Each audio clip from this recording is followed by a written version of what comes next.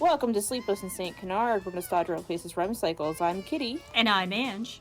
And we haven't slept. In 30 years. This is a podcast about the 90s classic cartoon Darkwing Duck, and we talk about it. That's it. That's the whole premise of the podcast. Ramble on, and you tune in. And it's been a delight so far. Not just getting to chat about a show that we both love, but also the response that we've gotten from you, without a doubt, the smartest, clearest skin, most charming, strongest, fastest, wittiest, ambidextrous, and most clever listeners a couple of gals could ask for. So today, our episode will be dedicated to you, our listeners, as we go through some fan mail. All 2 fan mails. Woo! What glorious fan mail it is. It is indeed. Our first letter is from Write as Rainy. I guess I'll say Rainy for the name of the individual who sent us this very good email. I quite liked it because it's very long and thought out, and it's got some pretty good points in it, so I thought we could respond and discuss, because there was actually something in here I thought was really neat. Hem. Dear Ange and Kitty, firstly, I would like to thank you for being awesome. You are awesome. Secondly, I want you to know how much I have enjoyed your most recent contribution to the fandom in the form of the Sleepless podcast. I know that Ange especially has been a longtime fan of DW and has worked to bring us quite a lot more information from the creators of the show and creators in interviews, and has shared a lot of fantastic art and storytelling. For that, I thank you. You're welcome. Thank you, Ange. Thank you, Ange. I look forward to Tuesdays and Wednesdays because I guess that's when I've been posting, even though I haven't set an official posting order. They release as they are ready. Yeah, we don't. It would be nice to have a schedule, but also life. Yeah, we're not syndicated yet, but I guess Tuesdays and Wednesdays have been the most consistent. So they've been looking forward to Tuesdays and Wednesdays, which of course we haven't released anything this past week, but we'll get that. Okay. Once we get our sponsors, then we'll be more consistent. So somebody drop us a line with that hard cash. So I want you to know that you have brought me to tears. I have laughed so hard at some of the wonderful tidbits you've caught, speculated, and shared with us. I'm glad they specified that it was happy tears. Me too, because those are the preferred kind of tears, guys. And then they quoted a few things when we said, Nega baby. This is mostly your quotes because you are a very quotable person, Kitty. Then do it in my voice. Do your impression of me. Okay. And Nega baby's mom has some serious mama crackshell vibes going on. That doesn't sound like you at all. Then you can do it in a New York accent. I don't know what that is. Oh, this one is me. And Launchpad ate her slime. She was dripping onto the fries, and he ate the fries with her slime on them. Yeah, that was like me and true horrified. Oh, yeah, and he starts beating Launchpad with the newspaper like he's a misbehaving puppy. And, of course, my favorite, too. The king of Avian Way, love of my heart, her Muddlefoot. My man. My man right there. And also, what if Bushroot was the milkman? Nancy, can never be quite sure. I believe it has been some time since you recorded your Tadstones tweets episode, but I had a few thoughts about the question you posed in regard to Splatter Phoenix leading the Fearsome Five instead of Negaduck. Bum, bum, bum. Dun, dun, dun. Okay, and then they say, Negaduck is a mean guy, pure and simple. He doesn't care about the boy band's feelings and doesn't hesitate to walk all over them or leave them behind if it suits his needs. I believe in her debut episode, Splatter was a disgruntled artist and was tired of being told what to do. That's a mood. So if she were to one day overhear Negaduck kicking the guys out of their warehouse of the week for some bumble on a heist, I can definitely see her educating them on healthy boundaries and staying broken up from a toxic relationship and guiding them to be their own cohesive unit without Negaduck. Not as their leader, but more as a life coach. I don't know why I find that so funny. Just life coach Splatter Phoenix. I was about to say that poor woman. She's their therapist. Mm-hmm. And she's here to help you. This would be a very entertaining episode of Splatter telling them that she totally gets it, Nobody understands her art either. Bushroot and his plants, Quackerjack and his questionable toys, Megavolt and how he approaches appliances/electronics, and Liquidator has never listened to what anyone has told him to do anyway, so I imagine he's on board. There would be I don't know if Liquidator has ever listened to anyone, period, on it. Honestly. You have to wonder. He just marches to his own drummer. There would be some great shenanigans of the Fearsome Four and Splatter making their art seen and going wild. If people don't like or appreciate their art, that's the consumer's fault, etc. Negaduck is jealous. They're a bunch of knobs, but they're his knobs. All sorts of hilarious hijinks. And then... It's not also the consumer's problem, it's society's problem, too. Because they melded the minds of those weak-minded consumers. The problem arises when the kids start asking Splatter what she wants them to do. Splatter, for all of her bluster and how she doesn't let anyone else's rules define her and what she does, also does not strike me as a leader or someone who would lay down rules. While Negaduck is frustrated with how he needs to babysit the four, he does enjoy the managerial role and how he calls all the shots. Splatter simply wouldn't do it. She'd shrug and tell them to follow their own vision and wreak their chaos however they wanted, which works okay up to a point. When left to their own devices in Justice Ducks, they all stepped on each other's feet and got in the way. Quackerjack and Megavolt are the only two we've seen work together willingly, and although their dynamic is quite symbiotic, they also tend to stop, squabble, and becoming their own undoing. Assembled as the Fearsome Five with any kind of leader, there needs to be a strong figurehead who wants to be in charge and can keep them all focused. Without a leader to the Fearsome family, whenever they want to work together, it will all unravel pretty quickly and no one will really get anything out of their crimes. Especially when they are assembled, they tend to default to whoever wants to play leader. It was briefly Megavolt in Life, the Negaverse, and Everything. And the quote, "We're not knobs and we'll prove it," which is true, Megavolt did kind of lead the charge. Mm-hmm. Ultimately, this would be a very entertaining episode, but the dynamic of the Phoenix Five wouldn't last for very long just because Splatter doesn't strike me as leader or someone who enjoys all of the details like Negaduck does. She's a bit of an anarchist, and an anarchist with rules is kind of counterproductive. Yeah, exactly. And so Rainey says she can't be bothered with breaking up fights every 5 minutes or directing a larger operation as she has her own dreams and hers alone and isn't counting on anyone else helping her to reach those goals. And I agree with that assessment. I was surprised why Tad even said that Splatter would be the leader because I don't know if he has a different take on her from the TV show because it has been 30 years, so maybe he's altered the character somewhat. But what we saw in the show, I feel like I couldn't see her putting up with being a leader for very long. I guess that also kind of takes it in, the idea if she's asked to be the leader, they could just all keep showing up and being like, "What are we doing today? Leave me alone. I'm doing my own thing." Yeah, it's a fantastic take. I love it. I would totally watch that episode. I like the Phoenix Five. Yes, and she calls them the kids, which I think is also very appropriate, and the Fearsome family. It's adorable. I love it. 10 out of 10. If there was any mention of Herb Muddlefoot in there, it would have been ranked higher, but that's okay. As far as the secret origins of Darkwing Duck, I am like Ange in that I always thought it was some kind of drunk metaphor for Darkwing's actual life, although I interpret it quite differently. I more see his parents as a minimal influence in his life and that he looked up to more powerful fictional figures like the incredibly jacked Super Pig, who had some vague wisdom/life lessons that came in handy.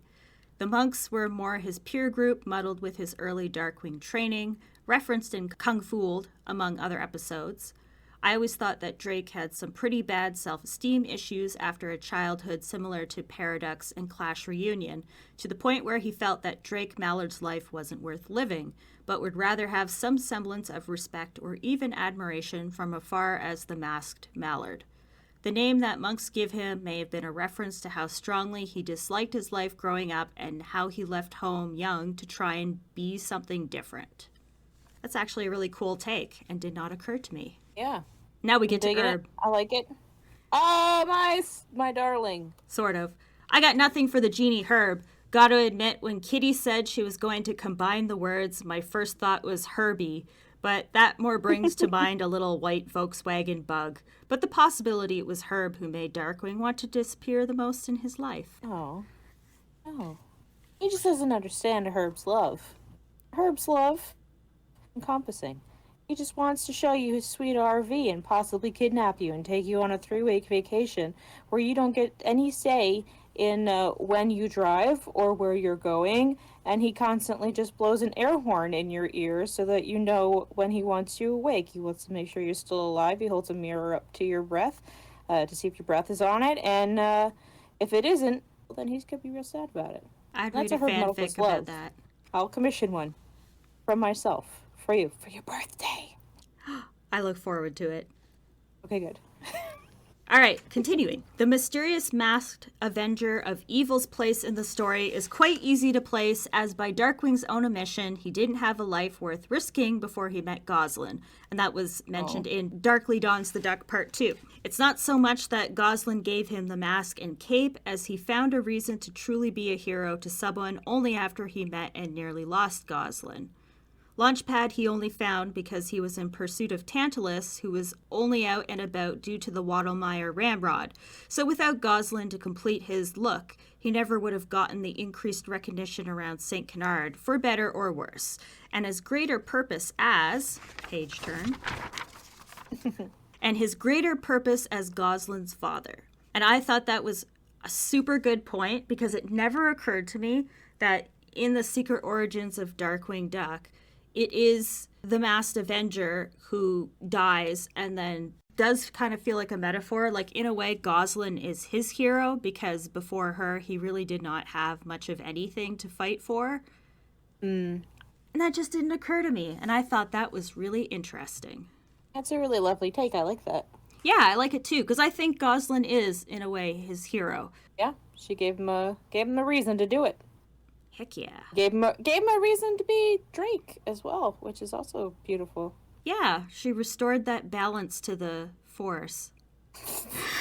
A heck of a lot better of a job than Anakin did, just murdering a whole bunch of kids.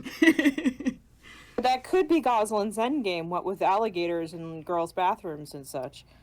Oh my god. Gosalyn? She actually the next Anakin Skywalker? You cracked the code. My god. Connected the dots. Seth Rogen. We know. This is probably my tendency to superimpose a continuity onto everything I watch, but there is absolutely no reason why all of the origin stories cannot be correct and canon to each other in some way. Of course, the secret origins of Darkwing Duck is heavily Supermaned, but I think Ange is onto something via an extended metaphor. Paradox and Clash Reunion could easily happen in the same universe, and we see Darkwing has the attention span of a drunk grasshopper. He may have forgotten the exact name the mysterious duck in a cape used when he was a child. I know Tad's philosophy was very much, don't let continuity get in the way of telling a good story, and avoided anything too concrete like he was the Avenger and continuity was Coca-Cola.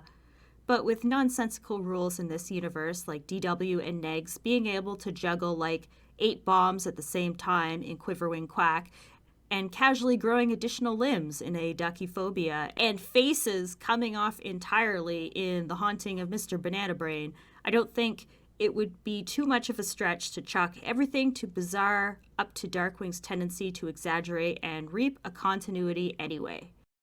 It's a fantastic point, because Darkwing is an entirely unreliable narrator. It's true. He lies all of the time and also writes fan letters to himself. Do you think in current modern day internet social media, Darkwing would send anons to himself and they would just be like... Absolutely. They would just be like, why are you so amazing, Darkwing? And they'd be like, this sounds like you. And he'd be like, I don't know what you're talking about. That's totally not me. Sir, Darkwing, you forgot to turn off anon. Turn it on. That's your username. That would be Gosalyn being like, so... He's probably got like 5 dummy accounts. Absolutely. He would absolutely. And then like set up an AMA for himself and just ask himself questions. 1,000%. Ah, so good. So, the ending of this email. I apologize profusely for the length of this email. It's a beast.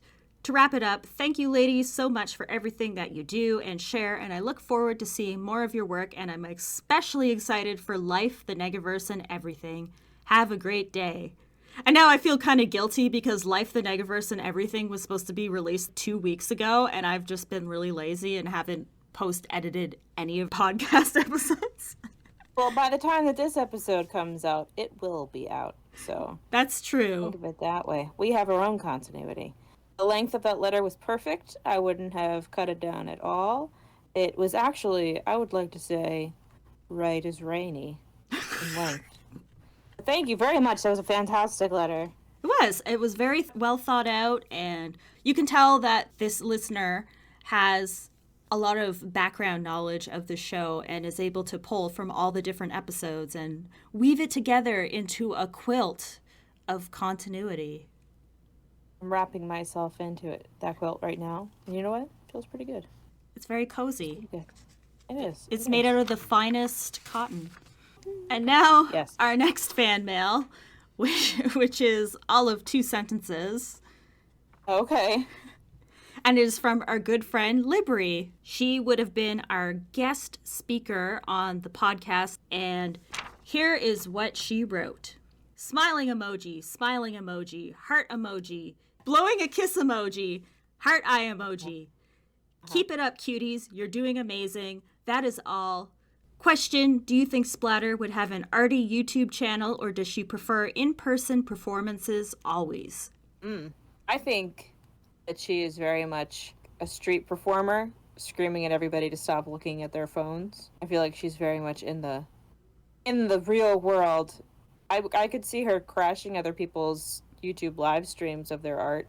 Do you think she'd do like a modern day equivalent of the first episode she was in, which was A Brush with Oblivion, and she's jumping through all the different paintings? Do you think there'd be equivalent where she's jumping through the internet and she's editing fan art because it's so offensive and she has to fix all the fan art on the internet? It would make more sense than what I immediately thought was she'd be jumping from meme to meme. But those are an art form all on their own. Yeah, she could definitely do that. I mean, she could also, I guess, since there's so many art auctions online, especially during COVID, like all the big art auctions have been online, just going in there and then accidentally, poking something and winning all this expensive art. And then painting over it herself. She did seem to have a motivation for making money as well as doing her own stuff with her art. So if she was actually able to make money off a YouTube channel with the views and the advertising, I don't know if she'd permit advertising because that seems probably against her, hatred of the bourgeoisie. So I feel like she'd have a Patreon. I could see that. Or I don't know how to say it. I've never said it out loud. The Ko-Fi? Coffee, I think it is. Buy me a coffee. Yeah.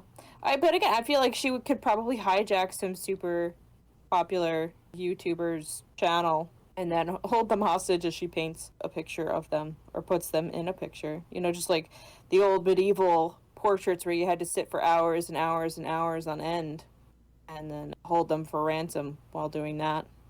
Who do you think would be the top YouTuber in the Duckverse? Knee-jerk reaction is Gizmoduck.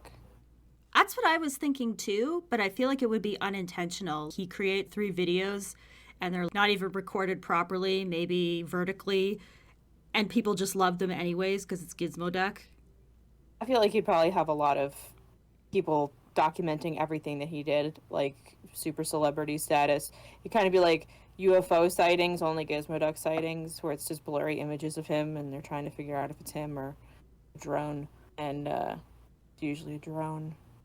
I was going to say Goslin, but I feel like Drake would not let her stream at the age of 9. I'm trying to think of like a civilian character. There aren't really that many. Maybe Bianca Beakley, if she moved over from the news and went into Instagram influencer, sort of feel like she could do something like that. Well, I mean, like, there's definitely niches for everybody. I can't remember his name. The bad guy from You Sweat Your Life. He'd have like a fitness channel. Jock Newbody. Yeah, Doc Newbody would totally be having Instagram stories of him working out and all his miracle cures that he would be selling. Negaduck would have an ASMR channel. Negaduck would have a brick on a cement block and think it's a computer. I would like to imagine that Negaduck would not have an online presence unless he had someone else running his account for him. You think he's that technologically inept? I just think it's funny. I think he's probably not. I just think that to me, that's the funnier take, and that's the one that I usually go with.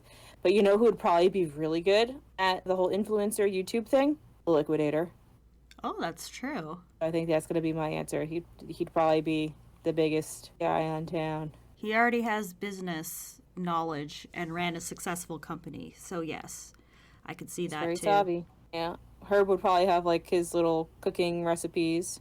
He and Binky would have one of those couples channels where it's like the both of them together doing their cute stuff together, and he'd be cooking and she'd be doing her recipes and sharing household tips, like to get the stains out of your table. You put white toothpaste on the table and then you rub it in and then wipe it off, and it gets all those weird ghost stains off your table. It would be like that, or it would be like a 5-minute crafts where they make completely stupid things for no reason, like clean your faucet with ketchup. But the big downfall of their channel is that somebody's finger would always be over the camera all the time. Whose finger, though? If they're on the camera, who's filming? They'd find a way. They'd find a way. Okay, so you guys weigh in. Who do you think would be the highest paid YouTube but duck version? Send us an email. Tweet us at CanardPod. Join the Facebook group and drop your hot take there. Or, again, just email us at Sleepless st.canard. Is there a dash? I always forget. It's a dot. The email is sleepless.st.canard@gmail.com. St. Canard is st.canard. There you go. See? I know some things. And usually I put all that information in the show description anyways, so people can just check that. It will have links to everything. Yeah, so scroll down. Click that little linkety link there and let us know what you think about who would have the biggest online presence in the Duckverse. I think that's a wrap for our show today, since we had the 2 letters, because we already know that we are going to be watching Bad Tidings for our next episode. So we don't need to spin the wheel, and I don't think I have any other news or thoughts that come to mind at the moment. There hasn't been any news yet. But yes, so that wraps it up. We would love to do more of these. If you guys thought this was fun, please send us a fabulous email, but you have pretty big shoes to fill, I think, with emojis and with fantastic takes on Darkwing and his convoluted storytelling. Thank you, Right is Rainy and Libri. Very good people, very good fans, and we like them, and we like that they listen to us, and we like that you listen to us, and I hope that you like listening to us, because we're not going anywhere. Nope. No, we're here. But until the next time we're here in your ears, remember that crime doesn't sleep, and neither do we. Bye, friends. Bye.